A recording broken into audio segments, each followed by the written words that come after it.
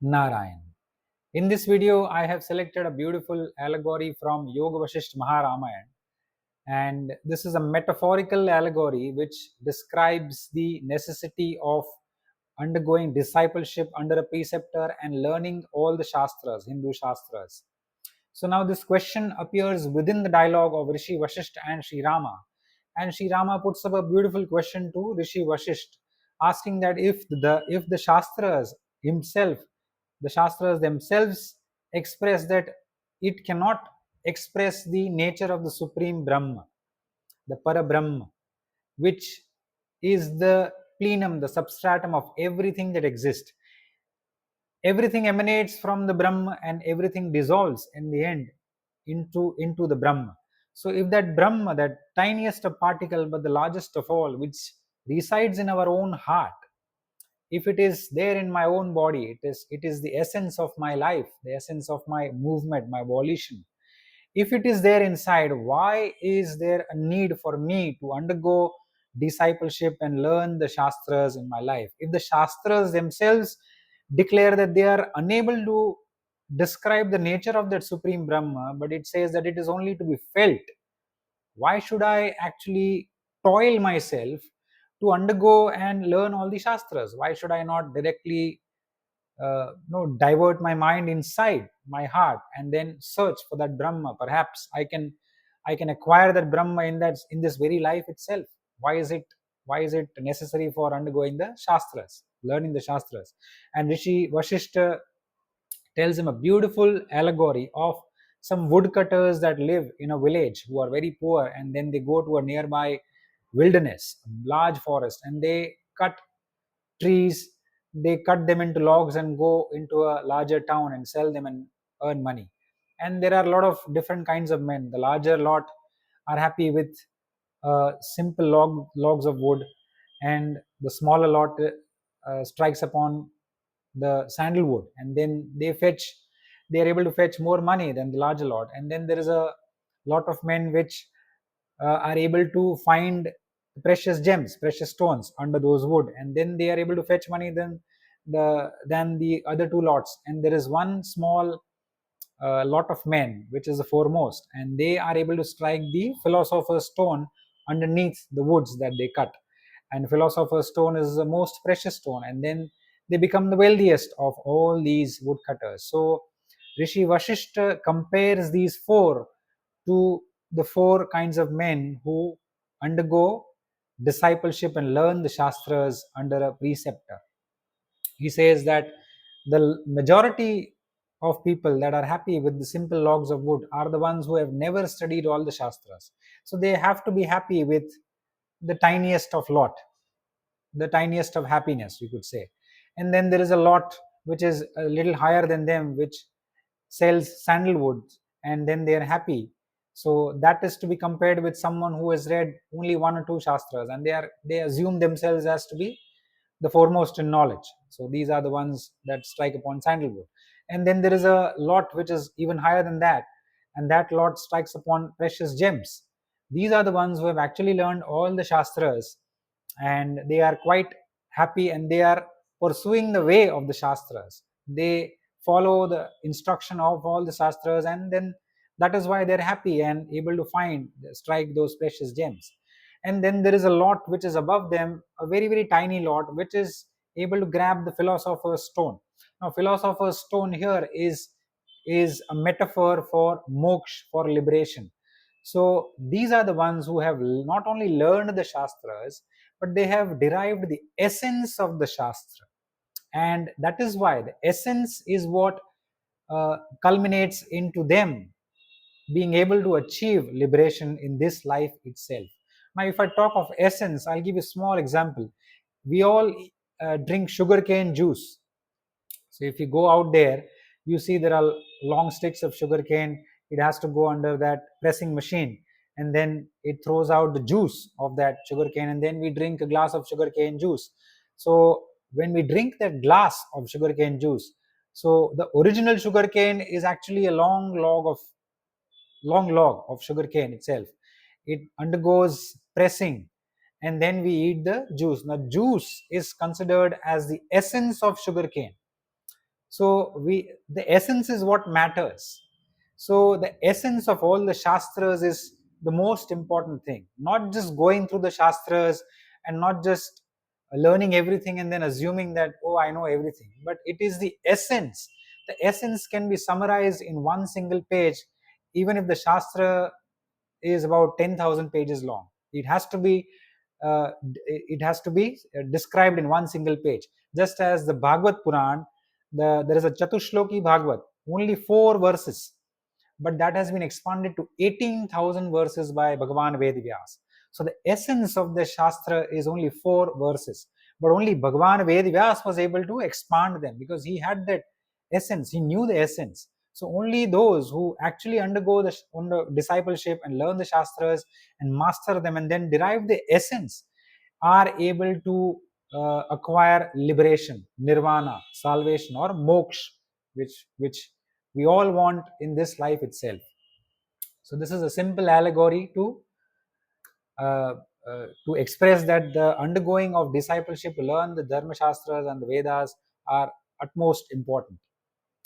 ये जो कथा मैंने ली है वो बहुत ही सुंदर कथा योग वशिष्ठ महारामायण से ली है, और इसमें एक प्रश्न है। श्री राम भगवान उनके गुरु ऋषि वशिष्ठ से एक प्रश्न पूछते हैं कि अगर सभी शास्त्र, हिंदू शास्त्र जो कहते हैं, स्वयं कहते हैं कि जो परब्रह्म है वो अव्यक्त है, अविनाशी है, उसको व्यक्त किया ही नहीं जा सकता, ऐसी कोई भाषा नहीं है, ऐसे कोई शब्द नहीं है जिसके द्वारा उनका स्वभाव उनको व्यक्त किया जा सकता है, वह तो केवल एक अनुभूति है और वह अनुभूति भीतर ही होती है। तो श्री राम गुरुदेव को कहते हैं, ऋषि वशिष्ठ को कहते हैं कि अगर शास्त्र स्वयं ऐसा कहते हैं कि जो परब्रह्म है वो हम सभी में है, सभी में एक अंश रूप है, हम सभी उनके अंश है, और परब्रह्म वो है जिससे सब कुछ उत्पन्न होता है और जिसमें अंत में सब कुछ विलीन हो जाता है। तो वो एक छोटा सा है मगर सबसे बड़ा है, सूक्ष्म है मगर सबसे विशाल है। तो वो अगर हमारे ही हृदय में है तो मैं धर्मशास्त्र क्यों पढूं? जब धर्मशास्त्र और अन्य शास्त्र, वेद, उपनिषद सब कहते हैं कि उसको व्यक्त नहीं किया जा सकता, उसकी व्याख्या ही नहीं है शब्दों में, तो फिर क्यों ना मैं केवल और केवल अंदर की ओर ही अंतर्ध्यान हो जाऊं और मैं अंदर ही उसको खोजूं। मैं शास्त्र क्यों पढूं? मैं गुरु के चरण में क्यों रहूं? मुझे अपना समय बहुत ही व्यतीत नहीं करना है। अगर मुझे समय की अमूल्यता का ज्ञान है तो फिर मुझे अपने हृदय में ही अंदर जाके टटोलना चाहिए और मुझे वो ब्रह्म की जो खोज है अंदर ही करनी चाहिए। तो फिर ऋषि वशिष्ठ उनको एक सुंदर छोटी सी कथा सुनाते हैं और वो कहते हैं कि ये कथा एक रूपक है, एक दृष्टांत है जिसके माध्यम से वह हमें ये कहने का प्रयास कर रहे हैं कि शास्त्र क्यों आवश्यक है और शास्त्र पढ़ने का क्या लाभ होता है। तो ये सुंदर कथा ऐसी है कि एक जो छोटा सा गांव होता है उसमें पेड़ काटने वाले सब बहुत ही दरिद्र, एक छोटा सा गांव होता है वहां पर रहते हैं, सभी बहुत दरिद्र है, किसी के पास कपड़े नहीं है। तो वह पेड़ की जो वो उसका जो बाहर का पड़ होता है उसको तोड़ के वह अपना कपड़ा बनाकर पहनते हैं। तो उनके मन में दिन में एक ही विचार आता है कि आज पेट कैसे भरा जाए, क्योंकि जब पेट भरेगा तब कुछ और विचार आएगा, धन प्राप्ति का, अर्थ का, काम का। मगर पेट ही भरा ना हो तो क्या है, क्योंकि उनके तो फिर सुबह से शाम उनको पेट भरने में ही लग जाता था, यहाँ वहाँ भोजन खोज के वह अपना अपना जीवन व्यतीत करते हैं, बहुत ही दरिद्र है। और एक दिन ऐसा होता है कि थोड़े से ये महानुभाव है, उनके मन में ऐसा विचार आता है कि आगे ही एक बहुत बड़ा जंगल है, गए नहीं है मगर कदाचित उधर हम जाए, उसका कुछ पेड़ काटे तो हमें वो पेड़ हम अगर बड़े नगर में जाकर बेचे तो हमें कुछ पैसे प्राप्त हो सकते हैं। ऐसा विचार उनके मन में आता है और सब लोग वहां पर जाते हैं पेड़ काटने। और इनमें से अधिकतम लोग ऐसे होते हैं कि जो सामान्य पेड़ काटते हैं, उनका जो गोल गोल लॉग बनाते हैं साइज में और उसका बंडल बनाकर फिर वो नगर में जाकर बेचते हैं, और जो भी आमदनी मिली है उसमें प्रसन्न होकर फिर से घर पे आकर संतुष्ट हो जाता है। मगर संतुष्ट होना भी पड़ता है क्योंकि उनको उनके भाग्य में यही था। और जैसे जैसे सब अंदर जो जंगल में गए, वैसे जैसे उनका भाग्य जहाँ लेके गया वहां वहां वो चले गए, काटने लगे पेड़।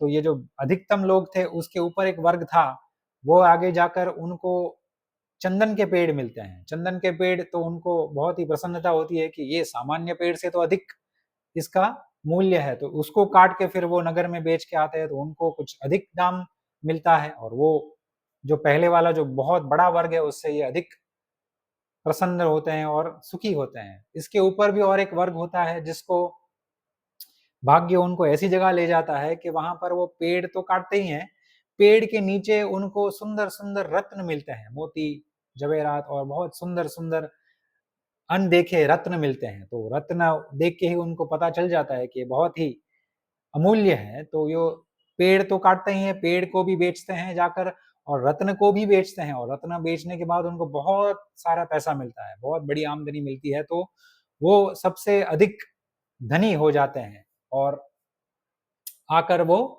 प्रसन्न हो जाते हैं। ये गांव में से सबसे श्रेष्ठ है। और उनसे और एक वर्ग, छोटा सा वर्ग होता है, वो अगर आगे जाके उनको पेड़ भी मिलते हैं, मगर पेड़ के नीचे एक बहुत ही मुख्य रत्न मिलता है जिसको कहते हैं फिलोसोफर स्टोन, और हम मणि कह सकते हैं, नाग की जो मणि होती है, अगर वही उनको मिल गया तो सबसे श्रेष्ठ, सबसे अमूल्य वही एक है जो फिलोसोफर स्टोन उनको मिल गया है। और वो पेड़ तो मिलते हैं, पेड़ को बेचते हैं, इसको भी बेचते हैं, तो बहुत धन आता है। सबसे अधिक धन इन छोटे से वर्ग के लोग जो है उनके पास आ जाता है, और फिर वो गांव आके बहुत ही प्रसन्न होते हैं। तो ये चारों की अलग अलग भाग्य हमने देखे हैं। तो ये ऋषि वशिष्ठ फिर उनको दृष्टांत देते हैं कि जो सबसे बड़ा लॉट था, सबसे अधिकतम लोग थे जिसको सामान्य पेड़ काटे और सामान्य आमदनी मिली, वो ऐसे हैं कि इन्होंने शास्त्र पढ़े ही नहीं, उनको इसके साथ तुलना होती है। तो जिसने शास्त्र नहीं पढ़े हैं उनको सामान्य लाभ होता है। धन की दृष्टि से केवल हमें नहीं देखना है, धन तो सबको मिल जाता है, मगर धन के साथ जो ज्ञान की वृद्धि होती है और क्या करना चाहिए, विवेक बुद्धि ऐसी हो कि हमें क्या करना चाहिए, क्या नहीं करना चाहिए, हम क्या करें कि जिससे हमारा भविष्य, हमारे आने वाली पीढ़ी भी सुखी ही रहे, वो विवेक, वो ज्ञान से ही आता है, वो धन से नहीं आता है। आप कितना भी धन खर्चा कर ले, ज्ञान तो अपने आप ही अभिव्यक्त करता है। हमें अपनी पात्रता सिद्ध करनी होती है ज्ञान को आगे आने के लिए। अगर ऐसा मैं एग्जांपल दूं कि 10 मित्र है और एक ही स्कूल में जाते हैं, जो टीचर होती है वो तो समान भाव से 10 को पढ़ाती है। टीचर का यही भाव रहता है कि 10 श्रेष्ठ मार्क से पास हो, मगर 10 को आते हैं अलग अलग मार्क। तो उसमें से एक तो ऐसा होगा कि सबसे अधिक मार्क वाला होगा, और एक ऐसा होगा जो सबसे कम मार्क वाला होगा, बाकी सब बीच में होंगे, आगे पीछे होंगे। तो अगर ये दृष्टि से हम देखें तो ज्ञान की जो प्राप्त करने की जो पात्रता है वो हमें सिद्ध करनी होती है। ज्ञान अपने आप तो आ ही जाता है, मगर क्या हम उसके लायक है? ज्ञान के लायक बनना हमारा कर्तव्य है, तभी ही ज्ञान हम में आता है, प्रवेश करता है, और तभी ही हमें फर्स्ट नंबर मिलता है। जैसे टीचर का एक स्टूडेंट फर्स्ट आता है, अगर हम पात्रता ही सिद्ध नहीं करेंगे तो फिर ज्ञान अपने आप को अभिव्यक्त नहीं करता है, हमारे मन में ज्ञान अपने आप आता भी नहीं है। तो इस दृष्टि से देखें तो चौथा वर्ग है जिसके पास कम से कम पैसे और सामान्य पेड़ जो लकड़ा बेच के उन्होंने कमाया, तो उन्होंने शास्त्र पढ़े ही नहीं है। उससे अधिक जो थे धनी, जो जिसने चंदन का पेड़ बेचा, उन्होंने शास्त्र एक दो पढ़े हैं, वह मगर अपने आप को परम ज्ञानी मानते हैं, और वह अपने आप को संतुष्ट मानते हैं कि भाई एक दो पढ़ लिए तो पर्याप्त है। तो ऐसे लोगों को चंदन का पेड़ से सुखी होना मांगता, ऐसी तुलना उनकी कही गई है। तो ये जो दूसरा वर्ग है उससे और एक अधिक वर्ग होता है जिसको रत्न प्राप्त हुए होते हैं। तो रत्न जो है वो ऐसे लोग हैं, उनकी तुलना गुरुदेव ने ऐसे की है कि ये जो प्राप्त करते हैं उन्होंने सभी शास्त्र पढ़े हैं, मगर उनका जो सार है, एसेंस है, वो प्राप्त नहीं किया है। बहुत सारे शास्त्र पढ़े हैं, मगर शास्त्र भी ऐसे पढ़े हैं कि एक शास्त्र दूसरे शास्त्र के विरुद्ध है। क्योंकि अगर सामान्य बुद्धि से अगर कोई पढ़े तो उसको एक और दो शास्त्र पढ़े तो उनको विरुद्ध शास्त्र ही गिनेंगे सामान्य बुद्धि से। अगर तेज बुद्धि से पढ़ेंगे तो उनको पता चलेगा कि ये दोनों शास्त्र एक्चुअली तो दो एक ही बात कर रहे हैं मगर संदर्भ अलग अलग है। तो ये बुद्धि विवेक ये बाद में आती है। तो ये जो तीसरा वर्ग है उन्होंने सभी शास्त्र पढ़े हैं मगर उसका जो सार है एसेंस है वो प्राप्त नहीं किया है, तो उनको ऐसा लाभ मिलता है कि उनको रत्न मिलते हैं, उनको धन भी मिलता है, मगर ऐसा विवेक नहीं मिलता है कि मोक्ष के पात्र बन सके। और जो चौथा सबसे छोटा सा वर्ग है, सबसे बेस्ट वर्ग है, जो उनको फिलोसोफर स्टोन मिलता है, उनको मणि मिलती है, तो सबसे श्रेष्ठ होती है, मूल्य अमूल्य होती है। तो जो फिलोसोफर स्टोन है उसको ऋषि वशिष्ठ ने मोक्ष के साथ तुलना उसकी की है।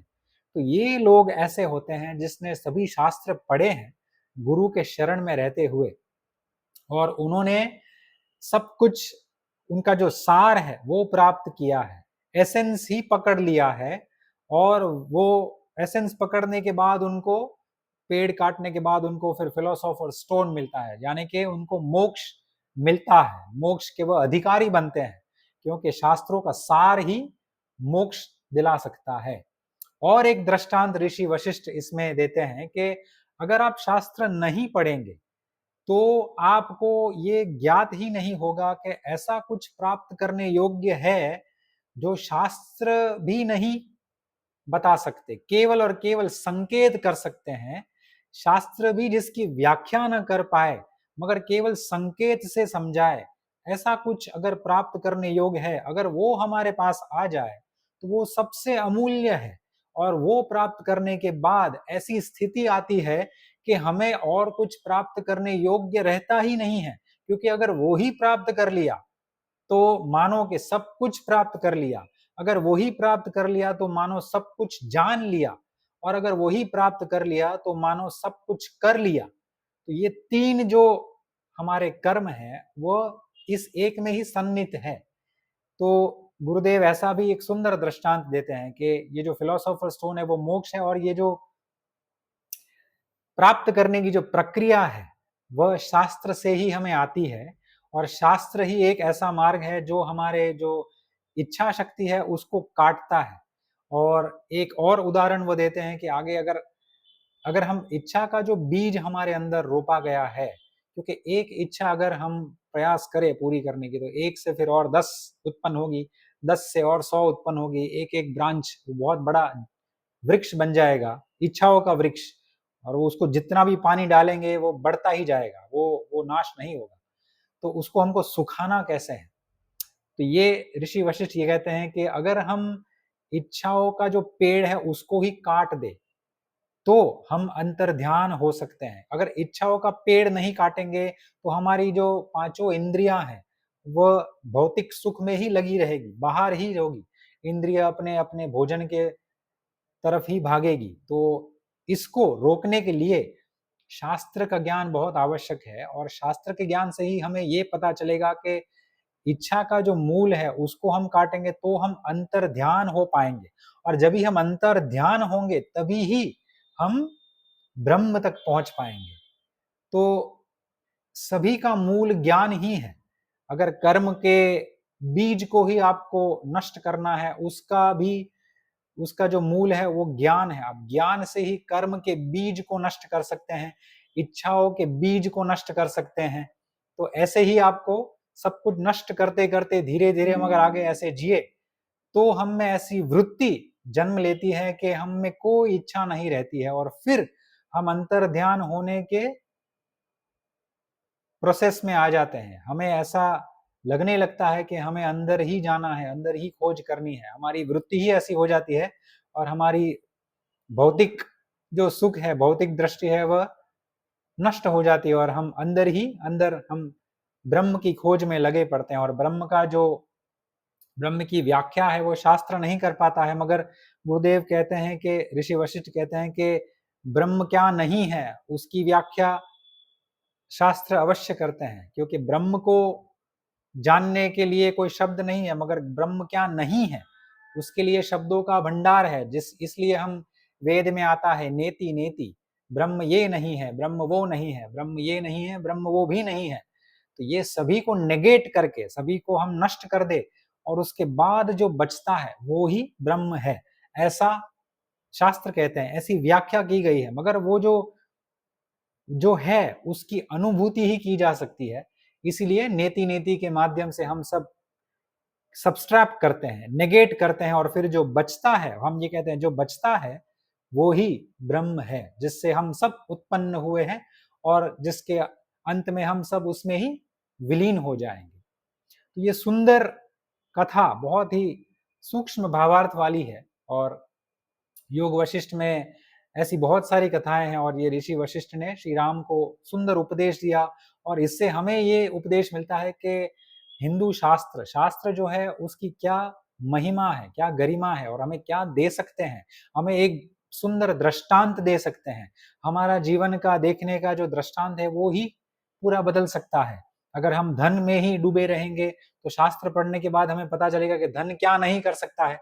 धन ज्ञान तो नहीं दे सकता है, तो फिर हमें धन की उसमें हमको निरर्थकता हमें प्रसिद्ध हम करेंगे अपने मन में कि भाई धन की तो लिमिट है, धन ज्ञान नहीं दे सकता है, धन केवल इतना कर सकता है, ज्ञान तो हमें धन से कुछ ऊपर उठ के ही मिलता है। तो ऐसा ऐसा दृष्टांत हमें ये शास्त्र देता है। तो ऐसी सुंदर अगर संवाद कथाएं आपको अगर पसंद आए तो you can subscribe to my channel.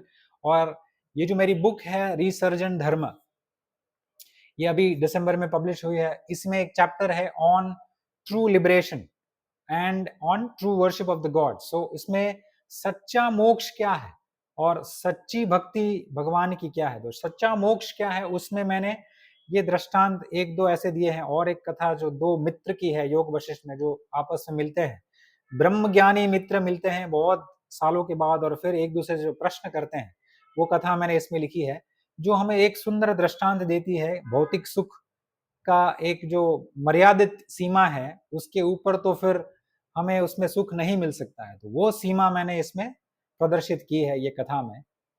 और अगर आपको ये संवाद ऐसे पसंद है तो आप मेरी चैनल को सब्सक्राइब कर सकते हैं। मगर गोवर्धन मठ नाम की एक चैनल है यूट्यूब पर, उसको आप जरूर सब्सक्राइब कीजिएगा, बिकॉज उसमें पूरा आपको वैदिक वांग्मय का पूरा ज्ञान मिलेगा, और बहुत सारी कथाएं भी मिलेगी, बहुत सारा सूक्ष्म ज्ञान मिलेगा भावार्थ के साथ में। और अगर आप वो फॉलो करते हैं, अपने जीवन में उतारेंगे, तो आपका कल्याण अवश्य निश्चित है, ऐसा मेरा मानना है। शिव शंकर प्रलयंकर।